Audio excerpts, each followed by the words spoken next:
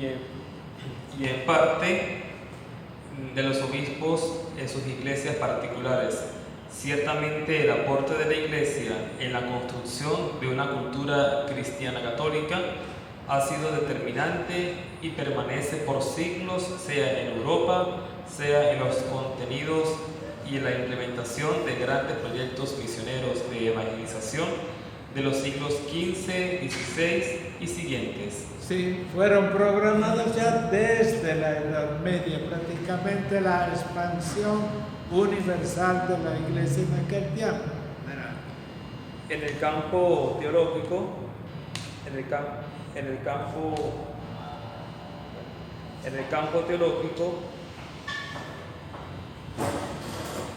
se da la sistematización de los contenidos a través de la filosofía y teología escolástica, que será determinante también para la formación de los ministros ordenados y de la creación y desarrollo de las facultades de teología en las primeras universidades.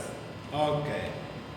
Muy bien, entonces aquí también en la formación se sirve la Edad Media de una filosofía y una teología que lo abarca todo. El mismo título de las obras maestras de teología de aquel tiempo tiene el título de Summa. La Summa Teológica, por ejemplo, de Santo Tomás de Aquino. Summa significa un tratado de teología sintético que abarca todos los temas de la teología. Y no eran tratados separados, eran tratados con el ardor y al mismo tiempo con el reto de que fuera una visión completa de la cultura filosófico-teológica como tal, de la cual naturalmente el ejemplo más conocido de todo esto ha sido Santo Tomás de Aquino. Ahora, este momento es muy importante también otra cosa. O sea, para máximos teólogos, digamos, desde la patrística hasta la Edad Media, hay dos. Uno se llama San Agustín, el otro se llama Santo Tomás de Aquino.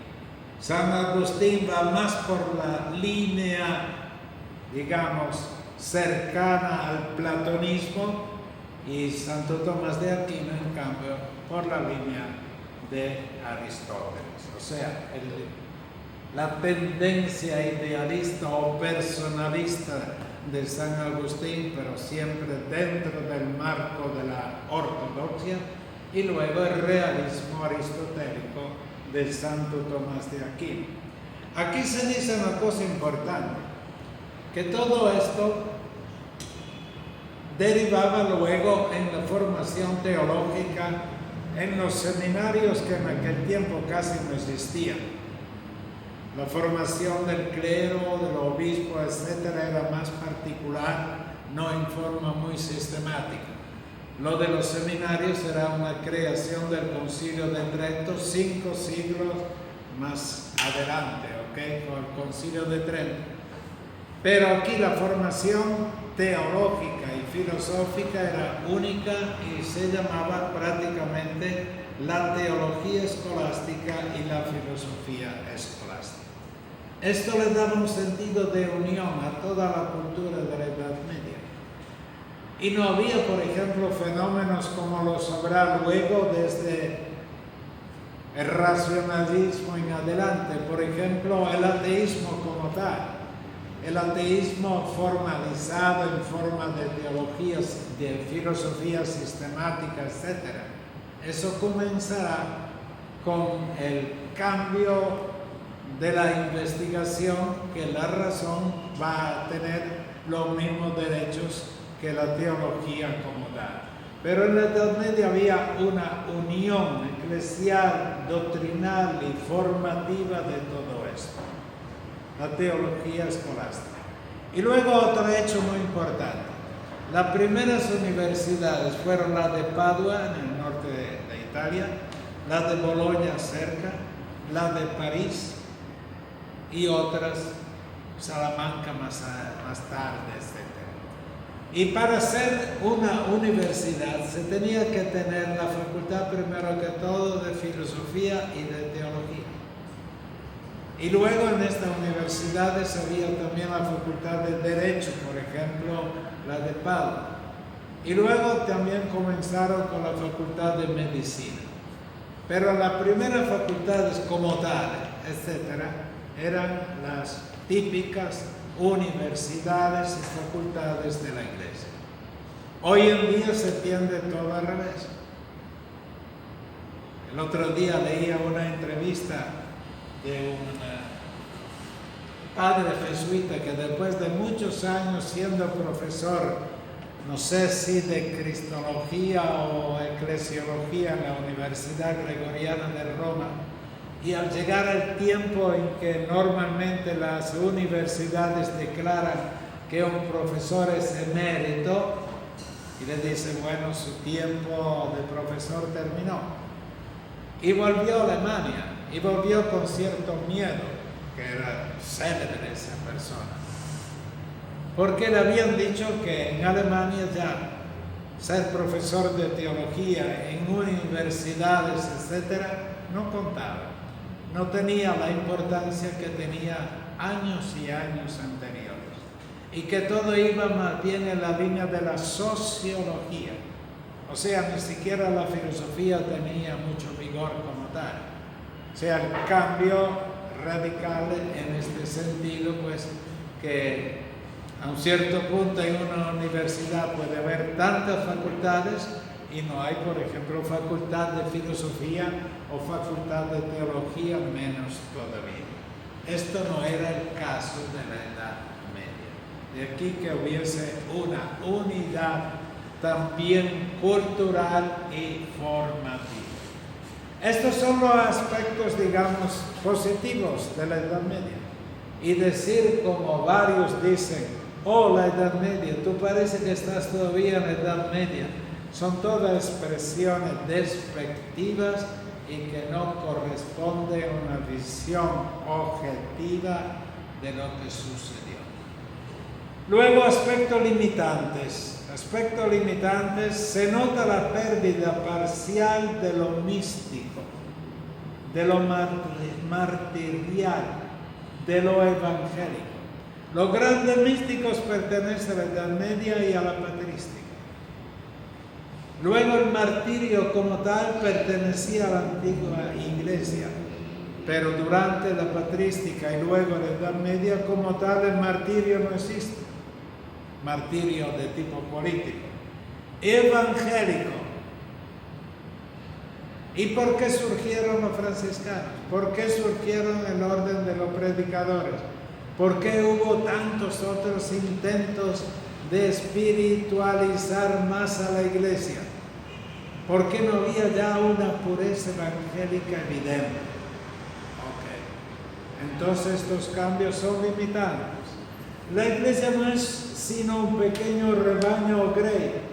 En cambio aquí, en la Edad Media, todo el mundo era iglesia. No se concebía otra iglesia. Se da una fuente de centralismo romano muy fuerte. Si antes el centro era Roma como centro del imperio, ahora Roma llega al mismo tiempo a ser el centro de la autoridad máxima eclesial. Y luego una clara uniformidad teológica, eclesiológica, litúrgica y cultural dentro de la iglesia. Se nota una gradual pérdida de la dimensión comunión, prevalece la dimensión piramidal de autoridad. Y luego, dada la creciente institucionalización, emerge también una mundanización secular. ¿Cuántas veces el actual Papa ha hablado de la herejía de la mundanización del clero? O sea que a un cierto punto se ve que están más interesados en la moda, en el último traje, en otra cosa, en aspecto mundanal, que el aspecto espiritual propiamente tal.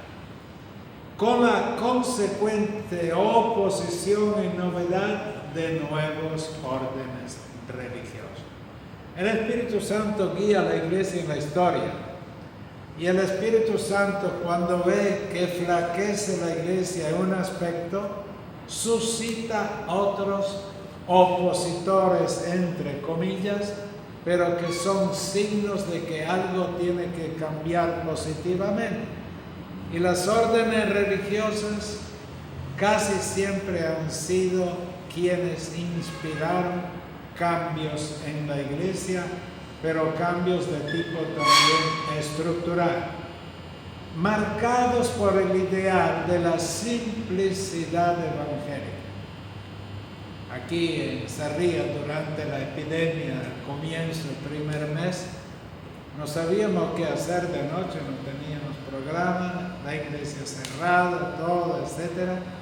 Y había varios videos sobre santos y naturalmente San Francisco y otros, etc. Y me extrañaba que casi todos, la vida de santos subrayaban que la novedad era en el cambio. Y el cambio era siempre, mire que aquí estamos exagerando en la superinstitucionalización y casi dando, digamos así, menos importancia a todo lo que era la parte espiritual. Luego crece la mentalidad de un clero de un cierto triunfalismo eclesiológico. Muchísimo esto. Y luego caracterizado no por la dimensión comunional, sino por las dimensiones jurídica y eclesial. Mire, por ejemplo, se lo diré después. Hasta ahora no había ningún tratado de eclesiología en el primer milenio. Hoy ustedes pueden encontrar tratados de eclesiología en todas partes y la indicación bibliográfica que les di es casi nada de lo que hay. Inmensa producción. Pues hay que llegar a la Edad Media para tener los primeros trabajos de síntesis eclesiológica. Todos los primeros trabajos de síntesis eclesiológica era el aspecto jurídico de la iglesia. Por ejemplo, en latín, de regimine ecclesia, del régimen de la iglesia, de autoritate ecclesia, de la autoridad, etc., de autoritate romane pontificis, etc. O sea, prácticamente la eclesiología era una parte del derecho canónico. Y esto es naturalmente limitante. Ok, hasta ahí. Y ahora llega un recuerdo histórico. ¿Cuál es? Cambios de acentuaciones a nivel de liderazgo eclesiástico y político. El siglo XII. El Papa Inocencio III posee la plenitud de la potestad, la eclesiástica y la civil. Ok. El emperador es vicario del Papa. O sea que el Papa por encima del emperador. Y el Papa es vicario de Cristo, con pleno poderes y magisterio absoluto. Siglo XIV. Plenitud de potestad con Bonifacio VIII, la famosa encíclica Bula Una Santa. Se acentúa la doctrina de la inerrancia papal y colateral secularización. Inerrancia es otra palabra para decir infalibilidad, pero no fue declarada como tal, era una tendencia. Solamente en el Vaticano I, en el siglo XVIII, será declarado dogma. Y luego, colateral secularización. Secularización no como se entiende hoy, sino el poder civil en manos de la autoridad eclesial. Conclusión. Y manténgase bien clara esta conclusión. Es la de un teólogo español. La eclesiología de comunión, en la que el Papa simboliza la unidad eclesial, se pasa a acentuar la eclesiología de autoridad y de poder. La comunión es ser unos en el espíritu. Es la unidad espiritual, que implica también la autoridad naturalmente. Pero cuando subrayas demasiado lo otro, a un cierto punto acentúas una eclesiología de autoridad y poder. Y los primeros tratados de eclesiología son de este tipo, en la que el Papa es la fuente y origen de todo poder eclesial y temporal. Y los emperadores, a los que iban a ser declarados emperadores, les daban muchísima importancia a esto de ser ungidos por el Papa. Era el signo de autenticidad para que el pueblo aceptara al tal emperador. Con cierta exageración, escribe un teólogo español, exagerado, se pasa de un Papa vicario de Pedro al Papa vicario de Cristo. Ok. O sea, el vicario de Cristo significa el vice de Jesucristo. El Papa Francisco acaba de silenciar este título en estos días. O sea, hay un código, como los salesianos tenemos el directorio de los salesianos en el mundo, con todos los nombres, autoridades y todo, ¿sí? Y la Santa Sede tiene lo mismo para la Iglesia Universal. Todas las autoridades de la curia romana, etcétera, todos los títulos del Papa y tal y cual, etcétera. El título de vicario de Cristo desapareció. Y el Papa no dio ninguna explicación.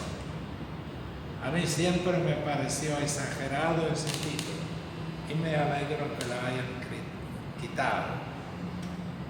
El Papa no es el vice Dios. Entonces era un título prácticamente que confundía desde el punto de vista doctrinal. Y junto con este título está el otro título que sí me parece el más adecuado. El Papa es llamado Servus Servorum Dei, el siervo de los siervos del Señor. Y da la autoridad máxima y al mismo tiempo la humildad. Entonces este teólogo dice así: se pasa de un Papa vicario de Pedro, y esto de vicario de Pedro, decimos la palabra sucesor de Pedro. Y ese es el nombre exacto como tal, ¿ok? Al Papa vicario de Cristo, acabo de decir. De Cristo, cabeza de la Iglesia, se pasa al Papa, cabeza de la Iglesia. Se usa esta palabra cuando se habla de Iglesia, cuerpo místico de Cristo, pero hay que interpretar eso. Y luego del Papa presidente de la comunión eclesial, Vaticano II, al Papa mediador sacerdotal entre Dios y los hombres. El mediador como tal definitivo es solo Jesucristo, lo dice Pablo. Del Papa presidente de la comunión eclesial, el Papa mediador, etc. Papa como pontífice supremo. Pontífice y sacerdote son sinónimos. Ok. Y luego aquí vienen otros títulos, también títulos de... o sea, a un cierto punto la autoridad política como tal, etcétera, llega a ser de parte del Papa y del sucesor del Papa como tal, una preocupación máxima que el Papa tuviera también poder temporal. Y la razón que daban por el poder temporal era sobre todo que el Papa era más libre en ejercer en todas partes su función de jefe, de Papa. Entonces ahora no les cuento toda la historia de un tal Pipino que era del Imperio Franco-Germano y que era el hijo del emperador de aquel tiempo. En el año 800, el norte de Italia y parte del centro de Italia que estaba prácticamente en la mano de los longobardos bajo el régimen francés, fue donado al Papa en el año 800 después de Cristo. Y así comenzó el poder temporal del Papa, el cual duró 1000 años, hasta el 1870, cuando Italia derrotó a Austria para la parte del este. Y luego Francia se retiró por el poder que tenía en Roma, etc. España tenía todo el sur de Italia y la isla Cerdeña. Cuando se unió toda esta regionalización de Italia, evidentemente el poder del Papa se acabó y fue prácticamente invadido por el ejército italiano, que en aquel tiempo era el ejército piamontés. Y el Papa nomás hizo que excomulgar al rey de Italia, Víctor Emanuel. Y desde ese tiempo en adelante, finalmente el Papa queda libre del poder temporal. Mire que este es un hecho increíble, ¿ok? Por un milenio el Papa era rey frente a todos los territorios de propiedad del Vaticano. Y luego esto implicó que el Papa Pío IX prohibió a todos los católicos entrar en el gobierno italiano en responsabilidades como tal. Y si lo hacían eran excomulgados. Hasta llegar a 1929, en que Italia y el Vaticano se reúnen, hacen las paces, todo queda como está, con la función diferente, que al Papa le queda como propiedad 1,5 kilómetros cuadrado que se llama el Vaticano, ¿verdad? Con toda la oficina, etc. Queda naturalmente la libertad asegurada también por el gobierno italiano de sentirse libre en el ejercicio de sus funciones como Papa, también para el pueblo católico italiano.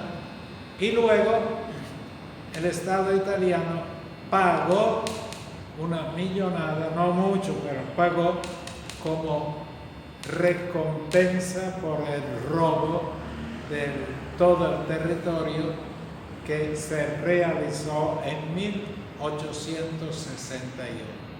Y hubo también una guerra que llama la Porta Pía, y allí los dos ejércitos se enfrentaron. El Vaticano tenía ni siquiera 100 soldados, por decir así, era simbólico solamente, y con esa derrota, una guerra que duró 4 horas, se acabó todo.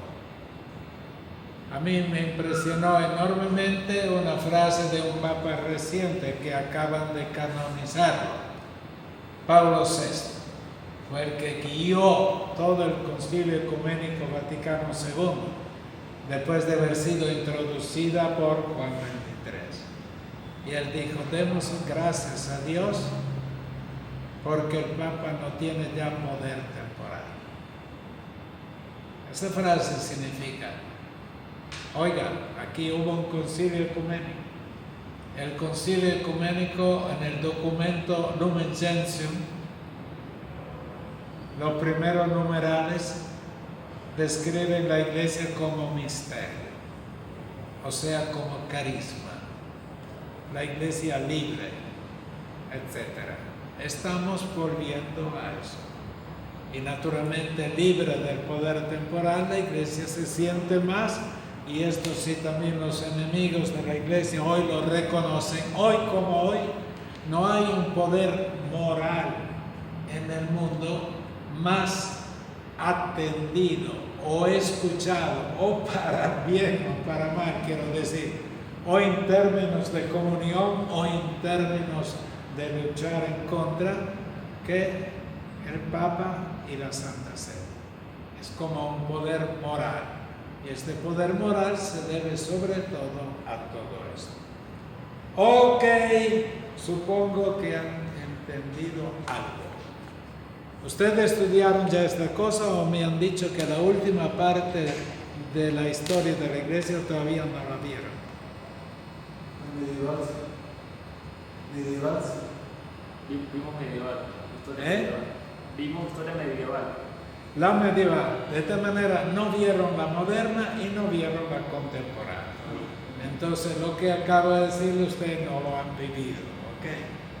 Pero sepa que todo esto, vamos a la raíz de todo, y las famosas dos palabras, carisma e institución, son dos columnas que acompañaron la evolución histórica de la eclesía, o sea, la comunidad primigenia.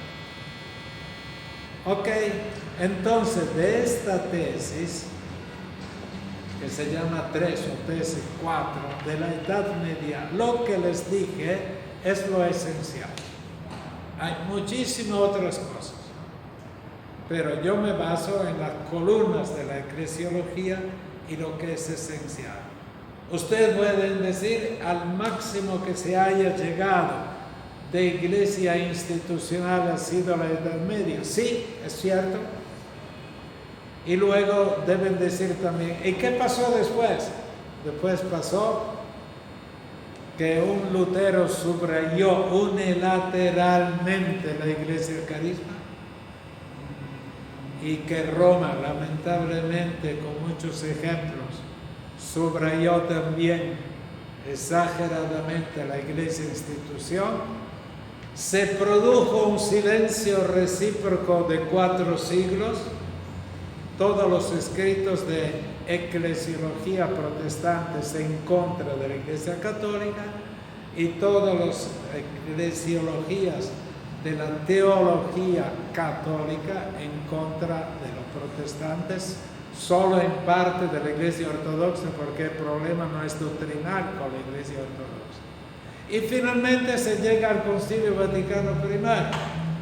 Y en el Concilio Vaticano I, ¿verdad?, allí hay una lista que se llama sílabus, todas las herejías que fueron condenadas en el Vaticano I, prácticamente la condenación del mundo, de la sociedad de aquel tiempo.